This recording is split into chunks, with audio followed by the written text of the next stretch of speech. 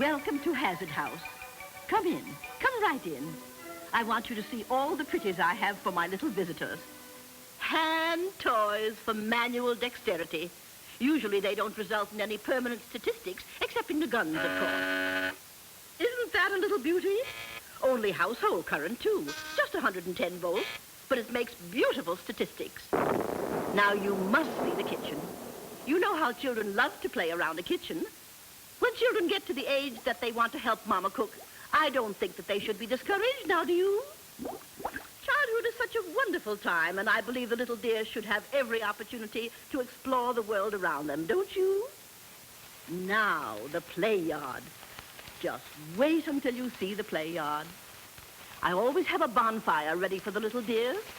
Children just love fire, and I make sure that my bonfires are really hot stuff.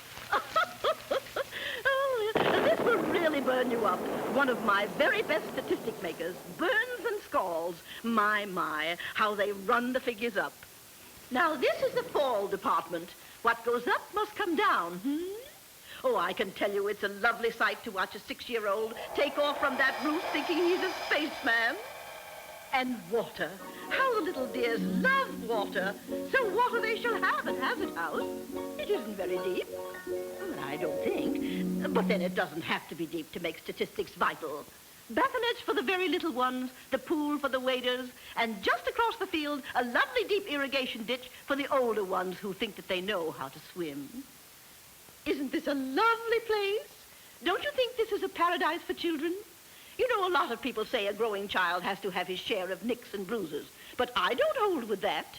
I say, if he's going to hurt himself, he ought to do a real good job of it.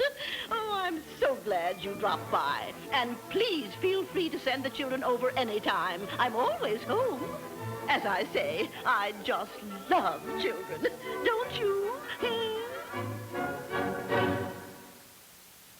From what I hear, Hazard House is still there.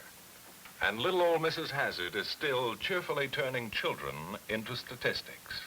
And none of the little girls and boys who visit her live happily ever after.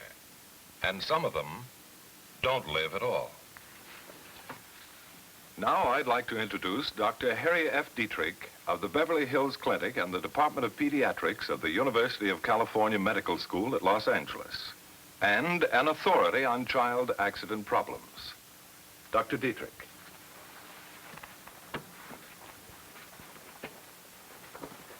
In the past quarter of a century, medicine and its allied sciences have dramatically reduced the death rates in childhood. There never has been, nor will there ever be, a simple, easy immunization against accidents. And so accidents in the home area each year kill more children than pneumonia, cancer, tuberculosis, polio, or heart disease. More than any disease, even more than traffic accidents. No sane person deliberately sets out to booby-trap his home, as did Mrs. Hazard in our grim fairy tale. But our homes and our lives are booby-trapped for accidents. And in the privileged privacy of the American home, no one but the parents can remove those hazards.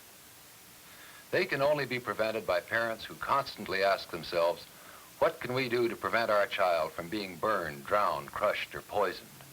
Gruesome thought? Not nearly as gruesome as the tragic effects when parents fail to recognize the seriousness of the accident problem. Thank you, Dr. Dietrich. Thank you. You have been watching Mrs. Hazard's House, a grim fairy tale for parents, with comments by Dr. Harry F. Dietrich of the Department of Pediatrics. That was a real good little program, honey. Pretty cute idea. I just love those animated cartoons. Yeah, but I think they overdid it trying to prove their point. I wouldn't be too sure about that. Was he talking to us? I was, and I am. Well, I never. Let's take a look around your house, if you don't mind. No, we don't mind, but I can tell you right now you won't find any child hazards in this house. Well, it never hurts to check up every now and then. Let's start with the baby itself. Now, that wooden toy she's playing with.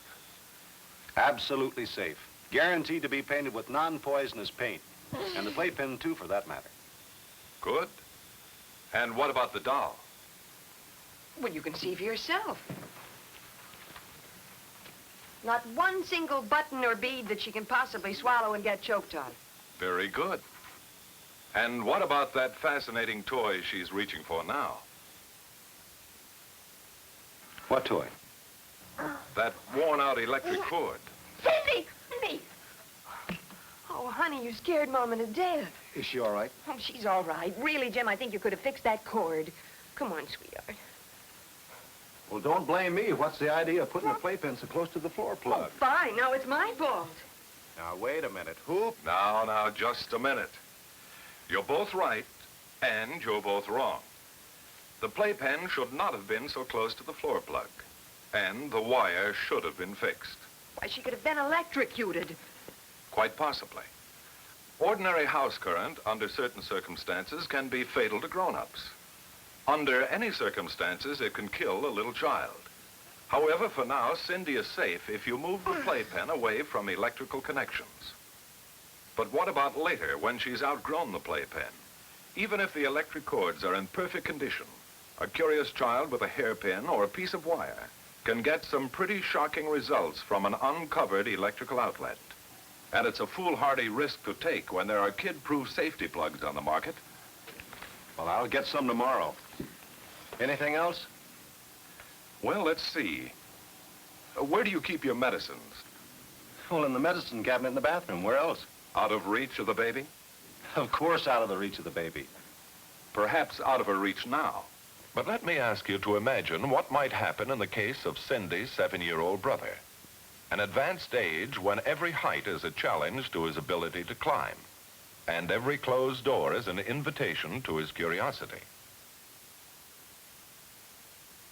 A utility cabinet where all household solvents, inflammables, and rat poisons, and all dangerous medicines can be stored and kept locked at all times. Now, this is the only sure guarantee that young children won't poison themselves with curiosity. One utility cabinet. Hasp and padlock. And Mother, Yes? anything cooking in the kitchen? Dinner's on the stove. All the pot handles turned in? Well, I don't know. Here, honey. Your pride and joy. Ours. You sit right. Okay.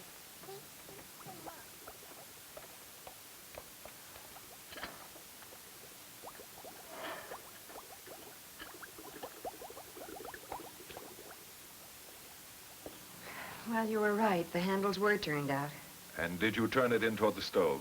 Yes, but I sure hated to. That was a brand new set of pots. It won't do it any harm. And if it did, it's a lot easier to replace a ruined pot than a scalded child.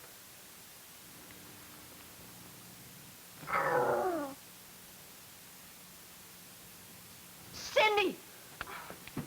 Fine father you are. Why weren't you watching her? Well, I was writing all of this. Oh. No. That's right. Matches and lighters out of reach of the infant and the young child. For burns and scalds are the greatest single cause of death in young children. Well, it looks like you can never have a moment's peace of mind once you become a parent. My goodness, you can't think of everything. It's not quite as bad as that, is it, Dr. Dietrich? Well, I admit the problem of accident prevention may seem hopelessly complicated to most parents, but it shouldn't. This chart may clarify the point. If you notice, until a year of age, the infant needs 100% protection against all accident hazards. In the next year, because of curiosity, there's opportunity for simple but vital education. Protect him until you can teach him. And then remember that a child is best taught by his parents' example and by supervised experience, and least effectively by preaching. Although protection is greatly diminished by the age of 6, it never entirely disappears. Even for us supposedly educated adults, protection still exists in the form of fire ordinances, traffic laws, maritime and aviation codes. Like manners and morals, safety is a form of behavior that is learned in the home. No public or private agency can relieve you of the responsibility for teaching your child safe behavior. It's up to you. Thank you, Dr. Dietrich. Your local health department will gladly provide you with literature on safety in the home and a safety checklist by which you can make sure that your home is free from the hazards and pitfalls that make so many homes the most dangerous place in the world to live. Thank you for letting us join you. You may have missed your regular TV program, but you also may have saved the life of your child. You know, Jim, I don't think I've ever seen a television show that meant so much to me. Sure opened my eyes. Oh, darling, one more thing to add to your list. What's that? A child safety checklist from the health department. Cindy's had shots to make her immune to everything else. Let's try to make her immune to accidents so that she, too, can be one of the kids that lives happily ever after.